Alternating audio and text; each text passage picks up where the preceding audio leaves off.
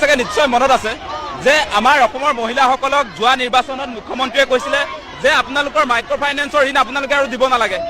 মই হিমন্ত বিশ্ব শৰ্মাই দিম বুলি তেওঁ ঘোষণা কৰিছিলে। যিমান জনসভা হৈছিলে 2021 চনৰ নিৰ্বাচনৰ তেওঁ মহিলাবিলাকক য'তে পাইছে ত'তে কৈছিলে যে মাইক্ৰ ফাইনেন্সৰ ঋণ পৰিশোধ কৰাৰ দায়িত্ব হিমন্ত বিশ্ব শৰ্মাৰ।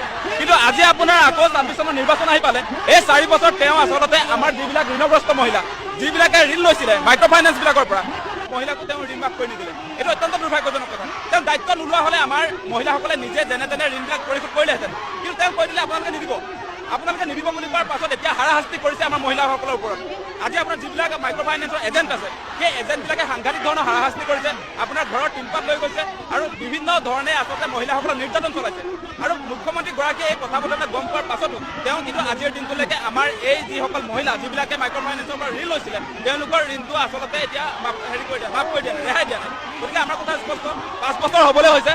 আমাৰ যিমান মহিলাই ইতিমধ্যে মাইক্ৰ ফাইনেন্সৰ ঋণ ল'লে সকলোৰে আচলতে এই ঋণ ৰেহাই দিব লাগিব। কোনো কাৰণে মুখ্যমন্ত্ৰীয়ে এনেকৈ ব্লেকমেইল কৰিলে নহ'ব। আগতে এবাৰ ব্লেকমেইল কৰিলে এবাৰ ব্লেকমেইল নহয়, সেই কথা আমি স্পষ্ট কৰিছোঁ। চাগে নিশ্চয় মনত আছে যে আমাৰ অসমৰ মহিলাসকলক যোৱা নিৰ্বাচনত মুখ্যমন্ত্ৰীয়ে কৈছিলে যে আপোনালোকৰ মাইক্ৰ ফাইনেন্সৰ ঋণ আপোনালোকে আৰু দিব নালাগে। মই হিমন্ত বিশ্ব শৰ্মাই দিম বুলি তেওঁ ঘোষণা কৰিছিলে।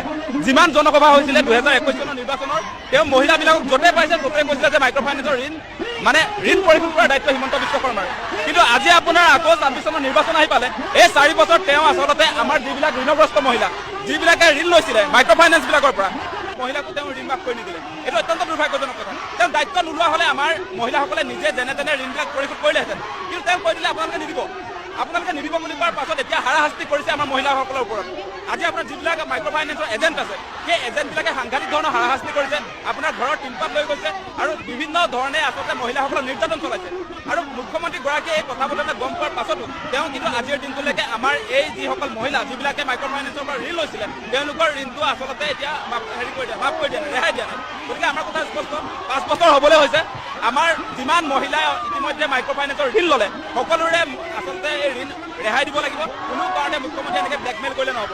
আগতে এবাৰ ব্লেকমেইল কৰিলে এবাৰ ব্লেকমেইল নহয়, সেই কথা আমি স্পষ্ট কৰিছোঁ। চাগে নিশ্চয় মনত আছে যে আমাৰ অসমৰ মহিলাসকলক যোৱা নিৰ্বাচনত মুখ্যমন্ত্ৰীয়ে কৈছিলে যে আপোনালোকৰ মাইক্ৰ ফাইনেন্সৰ ঋণ আপোনালোকে আৰু দিব নালাগে। মই হিমন্ত বিশ্ব শৰ্মাই দিম বুলি তেওঁ ঘোষণা কৰিছিলে।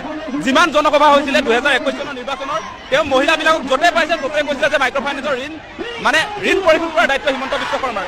কিন্তু আজি আপোনাৰ আকৌ 24 চনৰ নিৰ্বাচন আহি পালে এই 4 বছৰ তেওঁ আচলতে আমাৰ যিবিলাক ঋণগ্ৰস্ত মহিলা যিবিলাকে ঋণ লৈছিলে মাইক্ৰ ফাইনেন্সবিলাকৰ পৰা মহিলাকো তেওঁ ঋণ মাফ কৰি নিদিলে। এইটো অত্যন্ত দুৰ্ভাগ্যজনক কথা। তেওঁ দায়িত্ব নোলোৱা হ'লে আমাৰ মহিলাসকলে নিজে যেনে তেনে ঋণবিলাক পৰিশোধ কৰিলেহেঁতেন। কিন্তু তেওঁ কৈ দিলে আপোনালোকে নিদিব বুলি কোৱাৰ পাছত এতিয়া হাৰাশাস্তি কৰিছে আমাৰ মহিলাসকলৰ ওপৰত। আজি আপোনাৰ যিবিলাক মাইক্ৰ ফাইনেন্স